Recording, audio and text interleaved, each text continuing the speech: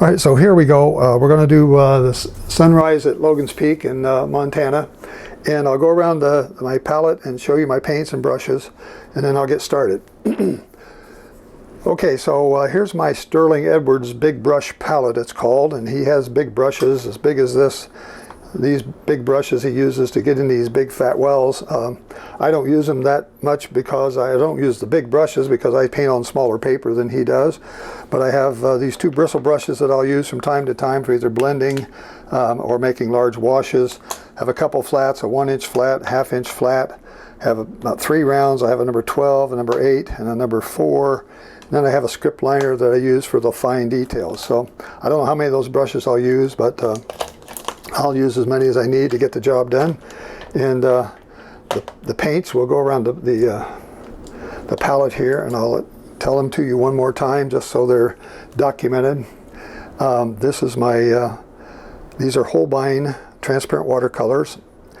And we start here with Payne's Gray, Cobalt Blue, Ultramarine Deep, Prussian Blue, Permanent Violet, Hooker's Green, Umber, Burnt Sienna, Quinacridone Scarlet, Bright Rose, Brilliant Orange, Quinacridone Gold, looks brown but it's a gold color, Permanent Yellow Deep, and Cad Lemon Yellow. So we have the primary types of paints we need. We need a yellow with green in it and a yellow with orange in it. We need a red with purple in it and a red with orange in it. And we need a couple of earth colors like this quinacridone gold and my burnt sienna. I have a couple blues that actually 3 blues, but have a blue with purple in it and a blue with green in it. And with those colors and with a Payne's Gray, you can make it just about any color in the palette. And so you don't need to buy a whole palette full of paints. These 14 are plenty for me. And so let me back up here and get started on the paint. Here's my my photograph I'll be working from up here. This is a photo by Jack Bell, and I actually have a sketch on here. It's a little hard to see it. I also have put on a very light, real light yellow here to represent the sun setting back there. And so I'm going to do this, instead of doing it all wet and wet, which I usually do, I'm going to do kind of wet and dry, kind of pick my wet spots where I want the water to be to kind of control the sky, because I am painting vertically and I want to make sure that I don't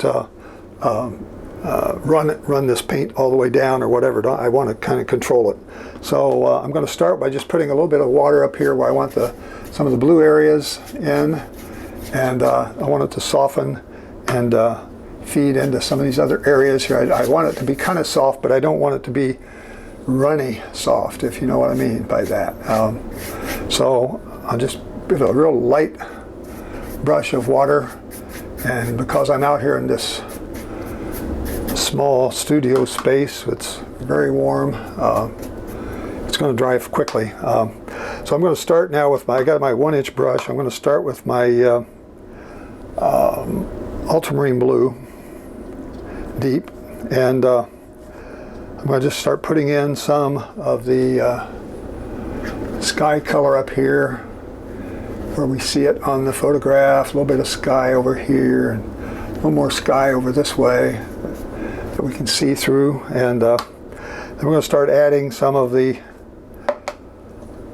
other colors to make it either gray down by adding burnt sienna to the blue, and I'll get a grayish color.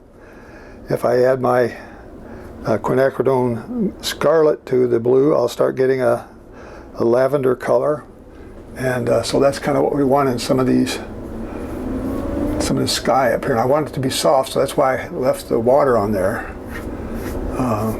And we're going to have some white clouds in there, a little bit of gray in some areas, but primarily I want it to be soft and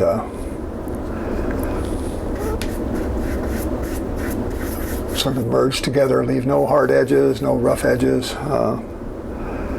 And this is going to just kind of lighten this up really light in there. And start to move it down, and then start coming into some oranges here as we get a little further down.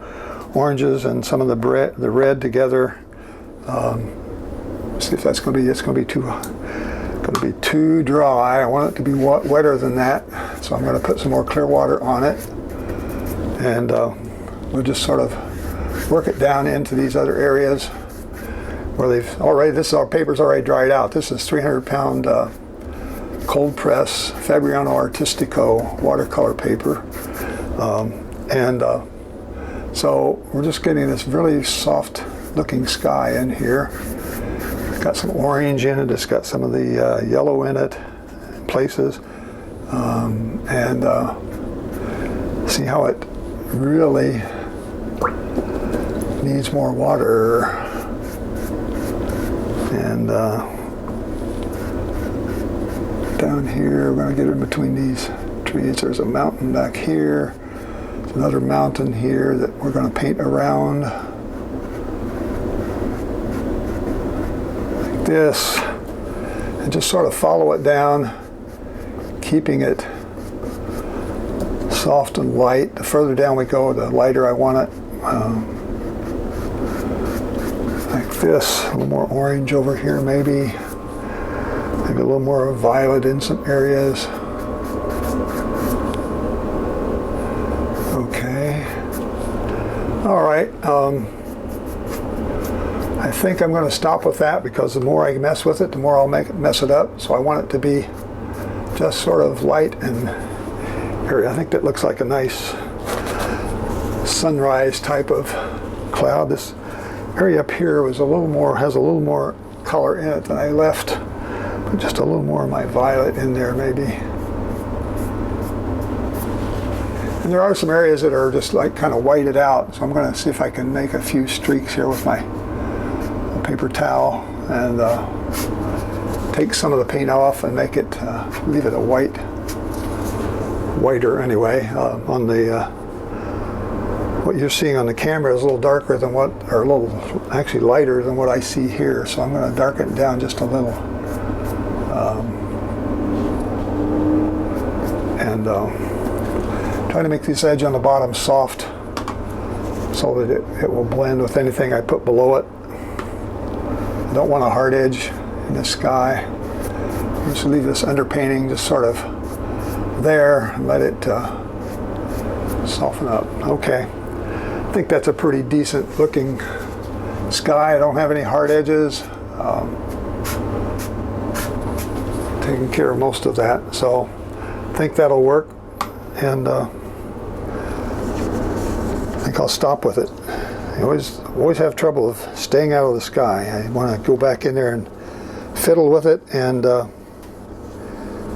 fiddling causes frustration and failure, in my opinion. The more you fiddle, the more you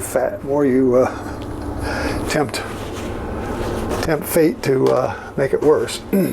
All right, so this is fairly dry. These areas I do have to put a little water over them, but I'm going to get my smaller brush now, my flat, half-inch flat, and see if I can get a little bit of my blue that had a little bit of red in it, and very, very light. See if I can put this distant mountain back in here. I don't know if that's the right color yet or not, but it's has to be more paint than that, thicker. It will lighten up some, but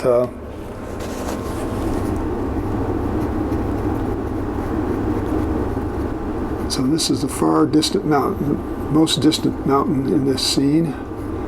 It's right here, and so if it's got a little fuzzy top, that's okay. I want it to show up, but I don't want it to dominate. I want it to be very light back there. Okay, the next mountain range here is similarly got a lot of blue in it, but it's a little darker color because it's closer to us. In these landscape scenes, objects that are closer to us get a little darker. And so that's what I want. I want a little bit of violet in there. Change the color a little bit like this, and try a little more blue in there. It's almost too wet. I probably should have stopped and dried this. I try try to go too fast sometimes. I need to slow down. But by using thicker paint, I can make it less prone to blossom on me. And I want it to fade out anyway. I want it to be lighter up there. I want to have a little bit of a mist looking top for these trees that are coming up. And so I'm just putting clear water and just kind of pulling this over, pulling it down, and just leaving it like that. Add a little bit more of my more colors in here, maybe a little bit over here. Make that top sharper by putting heavier paint in there, and it will not show as much fuzziness. You probably can't see the fuzziness that I see. Maybe you see a little bit of it, I don't know.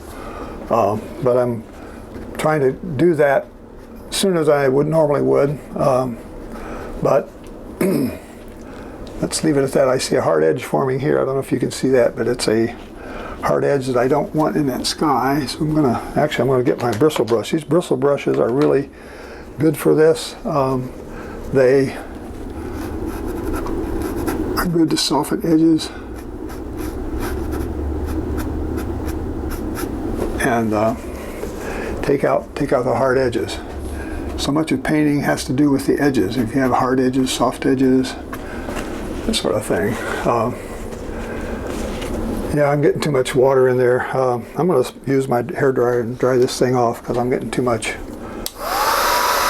All right, I turned the microphone off to not blow your ears out too much. I think I have, this is still too much of a blossom up there. I want it to be sharper, so now that I've pretty well dried that, I'm going to come back and just touch a new top on this thing, like this. Across here like that, down, make this a little sharper. And now I got hard edges there, and you can see where I painted that, so I'm going to soften those edges so you can't tell exactly what I did there. This area here has a little bit of the maroon in, or the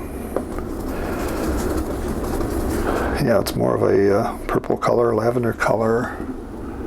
Put that in here, down.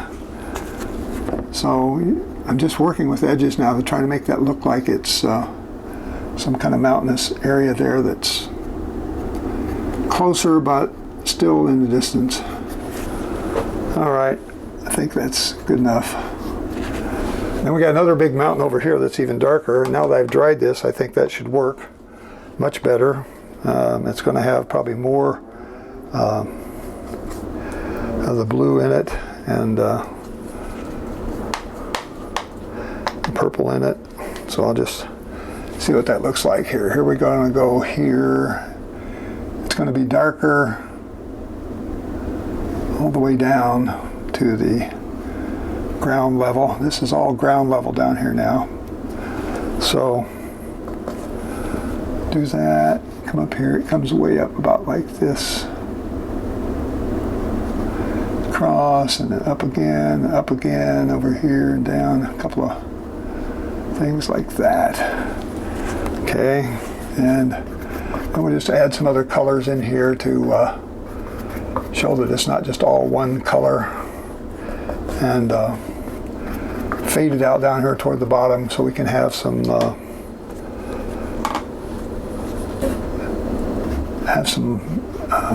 foggy area back here in the back of this. Okay, so there's those set of mountains. This one had a little bit more of a roundedness to it. I think like right in here it was a little more rounded maybe. Doesn't have to be perfect, but I want to kind of make it look as realistic as can. And this will just be good stuff in there, whatever that is. Okay, now I've got one over here that's about the same value as this one. I'm going to change the blue color a little bit, use a little cobalt blue. It has a little bit different flavor. So I'm going to come over here and put about the same kind of thing in here that goes down like this, over here and up like that, and kind of comes down here, there like that, has a little peak like that, there we go. Okay, change the color, add a little bit of, pull some of that violet color over here, pull it down, and then we'll come back and do the same technique with the water, clear water, and feather it off so that it looks like it's got some mistiness behind it. I'm just going to do this, going to leave that as a background color for when I put the trees over the front of it, and it's going to be that one. We do have another darker thing over here that these are trees, but right in here there's some sort of a mountain that it's kind of covered up with trees, but there's something in here that kind of comes down like this and runs down like this and down into the grasses, that sort of thing. So I just used my blue and put a little bit of burnt sienna in it, and just pulled it down here, so I'll have another mountain range here that kind of runs down and touches this grassy area down here, which we're going to put in later. Okay, so I think that's probably good enough for that right now. This over here, probably, okay. It probably could come down a little further over here, maybe, I don't know, maybe I'll bring it out here just a little bit more like that and pull that down. So they kind of look like they go behind, this one goes behind the other one. Okay, we're making good progress here. We've been painting for 19 minutes, thereabouts. Okay. All right, I want that to set. Okay, so I'm going to let that dry. I'm going to come down here and now put in some of this background color in this water. So I want to make this wet. I'm going to put me some clear water down here. While that's drying up there, try to do it without running my hairdryer again, but I'm going to throw in this damp paper here so I can put in this water, and this is what is really interesting. It's got a beautiful, I'm actually using my oranges and yellows and getting some, oh my, you know what, I forgot to put the palette on for you guys. I'm really sorry about that. You're not even able to watch what I'm mixing here. Oh, sometimes I do that, and I will have it on the final video that's edited. But right now, I'm sorry you missed some of that. I kept looking if you were seeing what I was putting on the palette. Okay, so this is going to have some red and orange in it. I'm going to have this sky color, pinkish sky color across here. Even have a little bit of the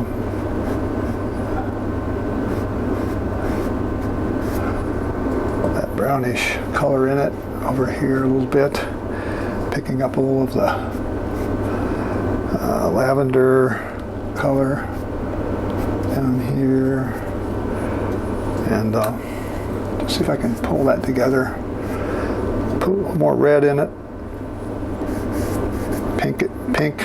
pinkish color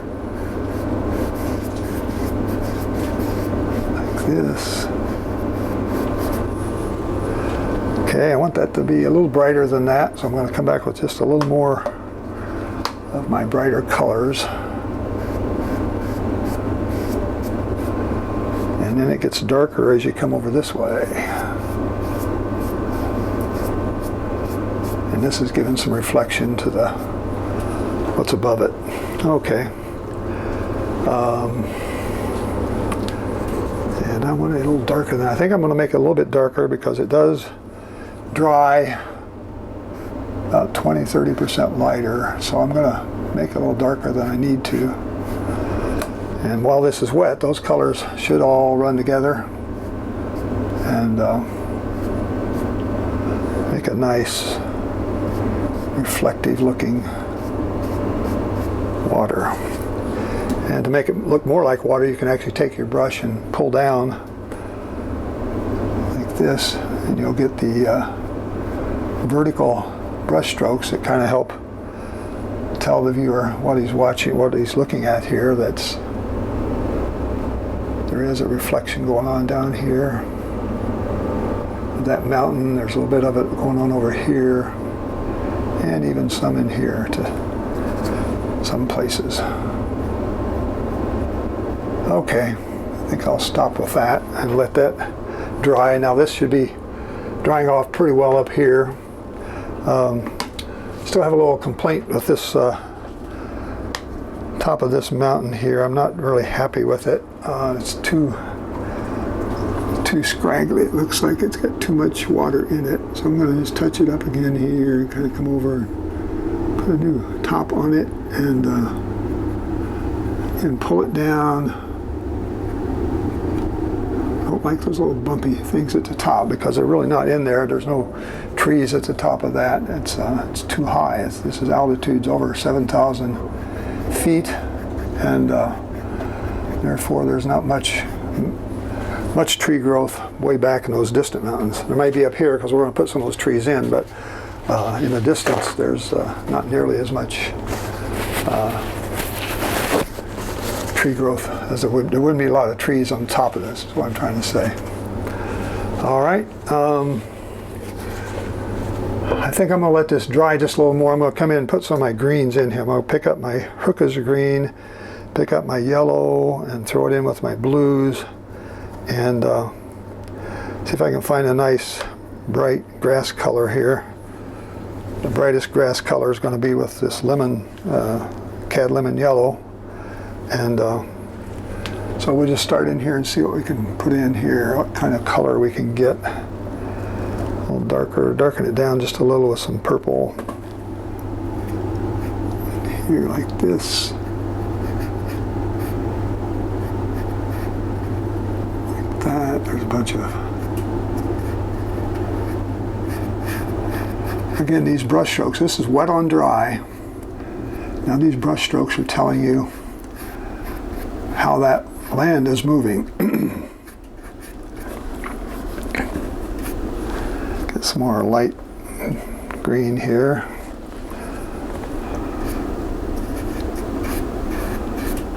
Down like this, let it mix and join together. Some more dark spots in here.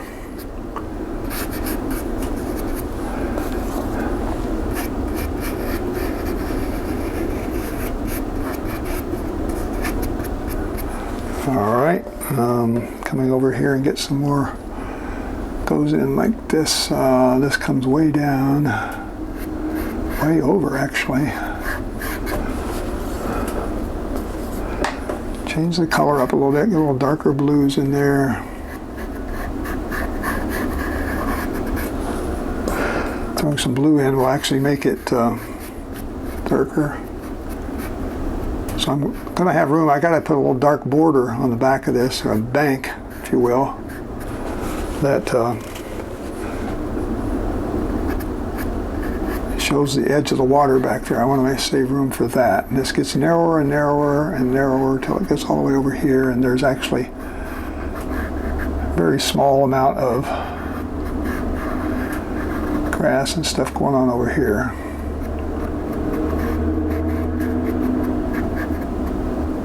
Okay, something like that.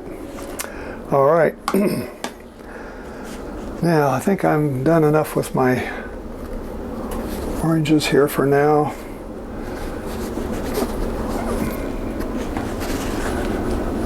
I am going to put a little bit of reflectivity down here. These are reflections of the mountains back there. Well, this is still a little bit damp. I want to put a little bit of these, a few of these things in here that, come on. I some reflecting trees I haven't put in yet, but I want to put them in while this is damp. So I'm putting them in a place where you can't quite see it if I don't fix the palette. So we're putting these in. I'm putting wet water in over damp, and it's blossoming on me, which is not what I wanted. All right, let's see if we can sort of feather that out with this big brush here. All right, I'll leave it like that for now, and we'll come back and touch it up if we need to after a bit. Let's see here, okay. All right, so now I'm ready to put in some of these trees in the middle ground here. There's a lot of them, and they kind of just go across the whole width of the paper. And we got dark blues, we got purple, violet, and we've got green. We've got some yellows. We're going to put in some of the, bring in some of this lemon yellow color. And so as I start moving across here, I'm going to start here and just sort of work my way across. These are somewhat in silhouette because it is a sunrise. So these colors are going to be dark and silhouetted against the background. So I'm going to start here with some, use my big brush. I'm using this 1-inch brush. And I'm going to just put in one that's drier than that. It's a little bit too wet. Something like that, a little more paint.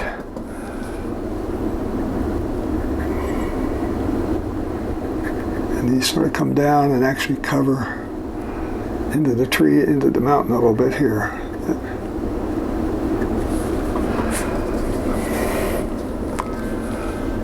And we can put another one here.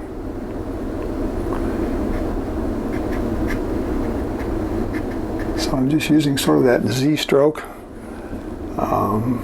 to make it look like these are all one bunch of trees. Try to keep it from looking too scraggly. There are really quite a few trees here, and they're all sort of in a cluster. Some of them are taller, like that. Put a few more dark spots in here. And they come down further as you get down this mountain. They show like they're connected a little bit further down. All right, I'm using too much of the same color there. So let's put some greens in here maybe. Show that there's something besides just dark blue, even though they're silhouetted. There's other colors that show up in there. And if you were taking this photograph, you would actually see them, even though it is a silhouette. So let's just come down here and put a few more tree trunks. I'm using a big brush. I probably could use my little 1/2-inch brush and maybe make it a little better. I don't know, but let's just finish these off here a little bit on this side. And they come down. There's a lot of rockiness and some stuff going on here. Using my side of my brush, I'm actually making dry edge marks. And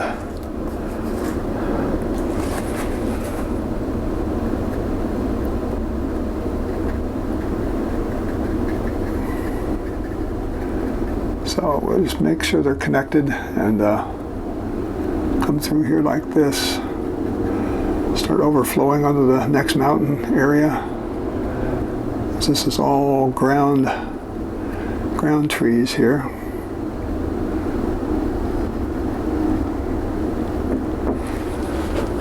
Okay, I'm going to pick my smaller brush now and see if I can do something a little different with it. Pick up a few more colors on here. Come on.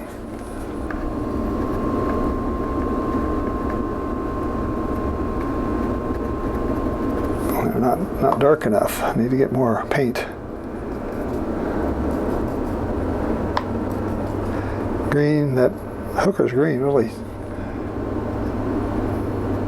it really shows itself when you get a little bit on your brush. it really shows up. So these are darker in silhouette.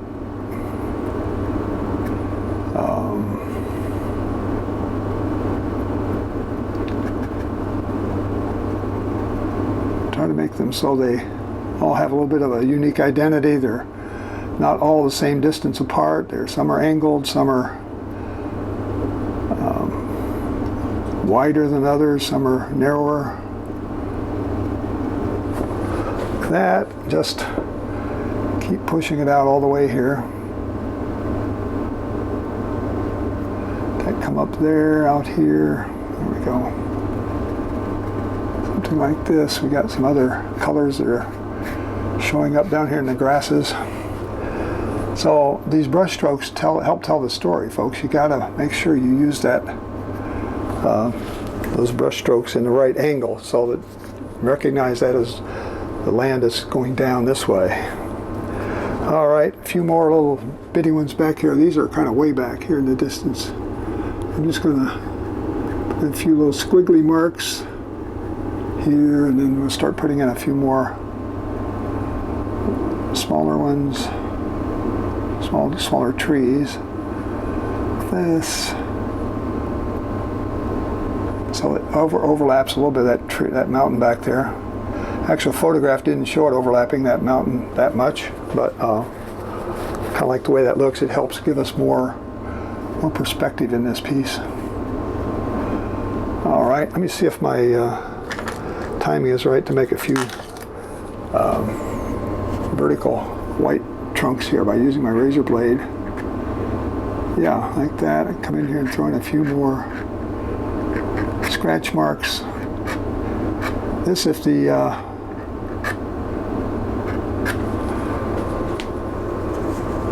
wetness is just right, you'll be able to scrape it out and it'll leave a white mark. If the wetness is too wet, it scrapes out the paint and then the paint fills right back in. If it's too dry, nothing happens. It just looks like you didn't even do anything to it. Okay, so I've got this green in my brush. Let me see if there's a few more spots. Maybe I can put a few more pieces under these trees to make them look like they're more connected. They look like, some of them look like they're just kind of glued on. You don't want that in your paintings. All right, now we got to start over here. We're going to just keep going with this. Change the color a little bit, maybe add a little more green or yellow to it, I don't know. And I'm going to come across here with a small series of trees over here that are, some are taller, some are shorter, closer together, but they all have that fogginess behind them.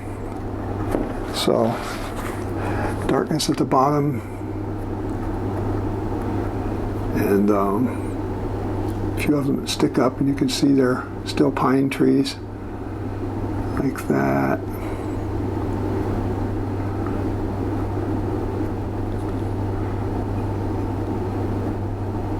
Like this. Okay.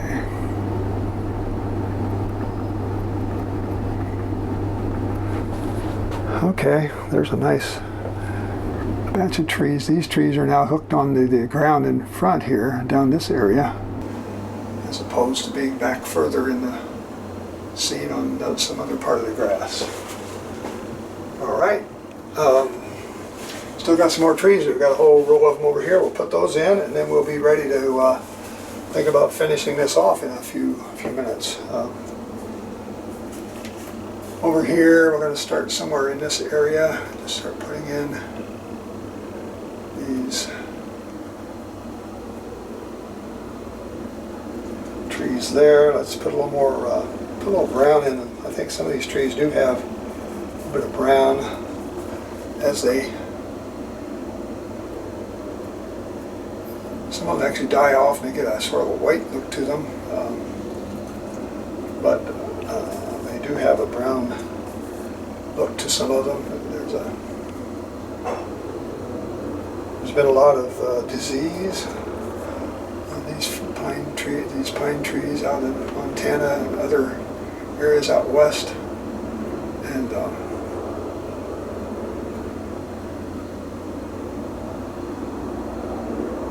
so some of them turn start turning brown, gray. We'll just put in a thing here that goes like this, and we'll just extend some of the tops of these. A little faster that way.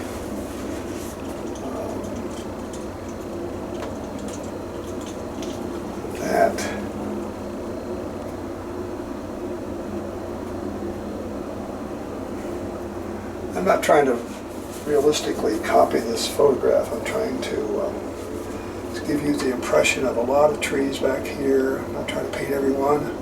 Certainly not painting every branch or every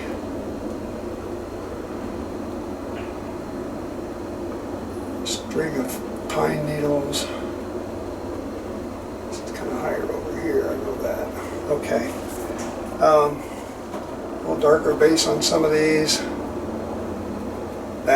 Putting that mist in behind it, you see what that does? That just highlights those trees. It brings them out. It shows that they're on this ground over here, and that white mist back there just highlights them.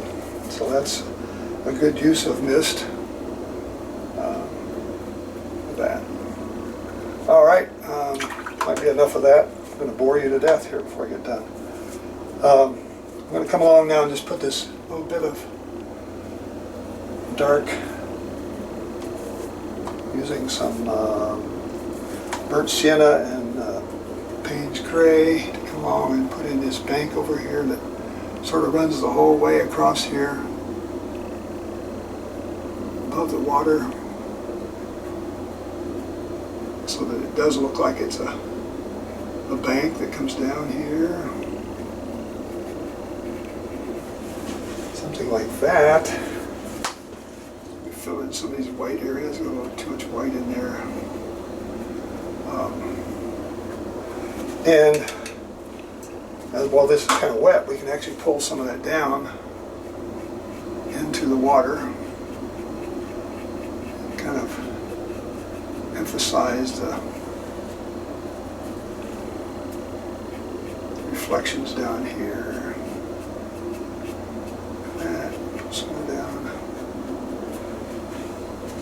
That brown and pull it down a little bit here and there. This I already did that once, but I'm going to maybe touch it again over here with some other. But it's drier now that it's not going to run on me as much.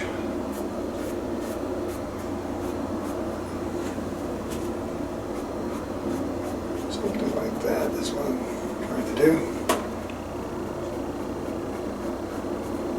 Okay, let's just kind of feather that out, make it soft edge all the way across there. Soft edge. It wants to make a hard edge because that paper's dry. Usually that's when you use a little bristle brush here and sort of feather that out so that it just gets rid of that hard edge. And as long as this brush is really dry, it just takes that paint and pulls it down so that it fades into nothingness pretty much. I'll do it over here, I think, too. Okay.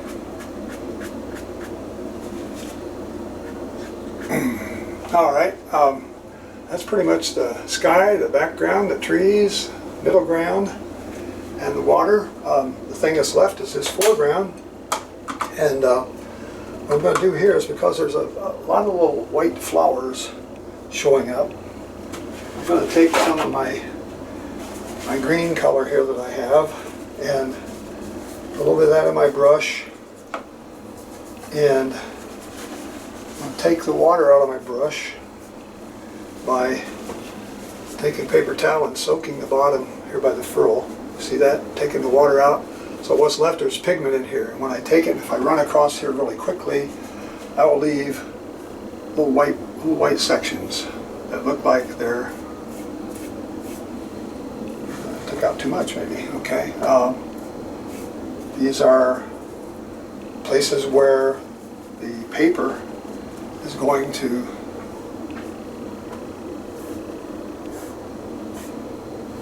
show its bumps.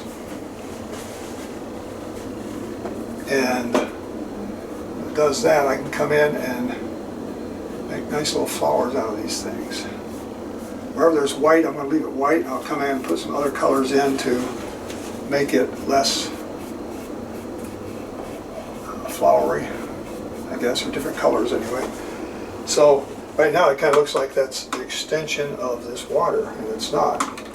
It's really a place for all of these flowers to exist. Let me get a paintbrush, a round brush, and start picking up some of these colors I got in my palette. This scarlet color and orange, and I'm going to start putting a few of these little dots in here. This around, and come back and put a few oranges in, or yellows rather. Some yellow here, and I'll throw a few of those in some places. I'll leave some of the whites for white flowers. And we have flowers that sort of go up here that stick out over the water, so that helps tell the viewer that we're looking at grasses and that sort of stuff, and some flowers in here. So these are all things that are part of the ground. That's another good use for this big flat brush, is to get this kind of color in it, and just flick up like this. How fast that works, and it just pulls in all these things that look like they're weeds and grasses, sort of stuff. Get a little darker so that it comes forward. I want it to be more forward, so I'm going to make them darker here. As soon as I do that, it pulls these things forward, and it looks like you've got the foreground. This is the foreground, right? So we're painting the things that are closest to us, and leaving it look like there's grasses on top. Darken this a little bit here. In some of these areas, darken a few more things so it's not so much white paper. And over here, let's pick up a few more darks and lights, and I'm throwing a few more colors over there in a minute. Okay, blue out here, get some of that blue and purple maybe, brown. Closing this corner to be closed in. Like that. So we got some flowers in there. I can come back and put a few more in with my pointed brush here, round brush.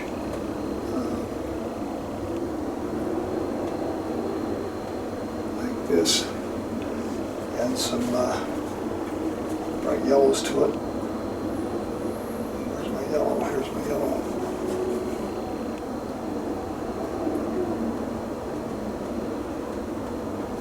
Over here, don't forget over here, we want some of these.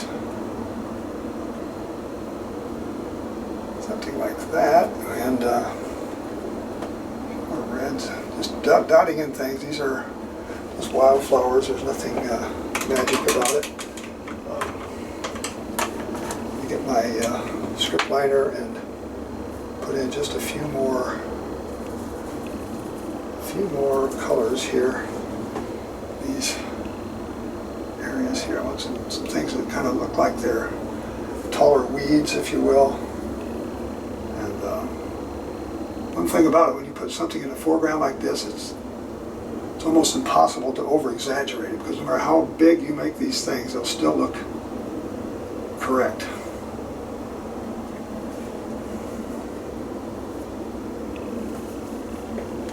Over here, put a few more things in over here.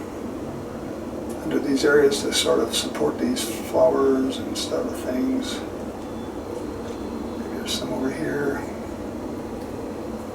All right, a couple of things like this over here, and we'll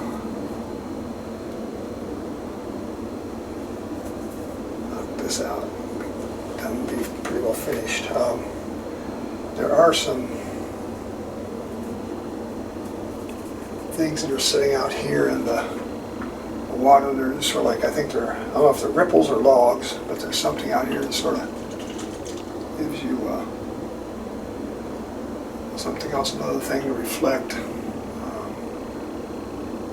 Some of these things like this.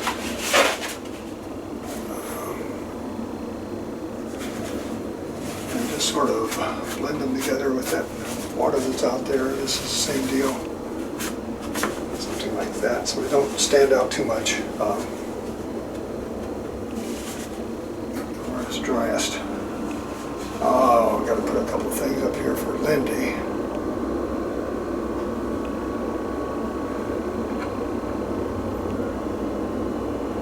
Like that. Maybe another one down here close by. Alright, that, and with my name in here.